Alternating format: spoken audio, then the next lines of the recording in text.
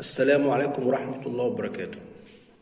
أولا أنا شايف كده كل الصفحات الخاصة بنادي الزمالك أو السوشيال ميديا الزملكاوية عموما كلها طالعة تنتقد مصطفى شلبي، وإن هو لاعب ما ينفعش يلعب في نادي الزمالك، وإن هو اللي ما بيلعبش بروح، وإن هو تقيل، وإن هو بيضيع لعب، وإن هو الكرة بتتقطع منه وبيبوظ هجمات الفريق، وإلخ إلخ إلخ إلخ.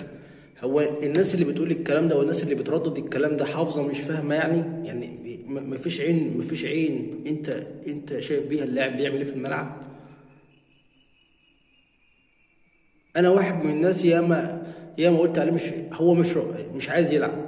انا قلت عليه الكلام ده، بس هو بقاله فتره عايز يلعب، بقاله فتره هو مفتاح لعب، بقاله فتره بيعمل بيعمل لك جون واتنين في قلب الماتش. هو انت عايز ايه من اللاعب اكتر من كده؟ هو انت عايز اللاعب يعني يطلع نار من بقه؟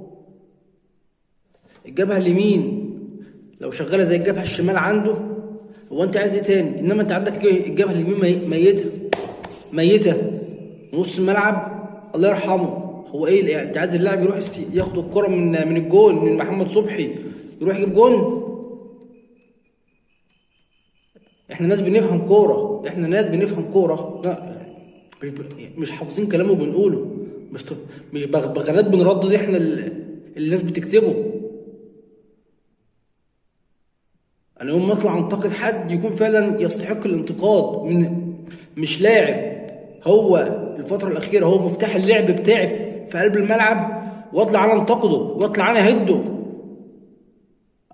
اولا دي مش طريقة. امال تقول ايه على عمر جابر ولا على نبيل عماد دونجا؟ لما يبقى الناس سايبه عمر جابر وطلعت تهد في مصطفى شلبي،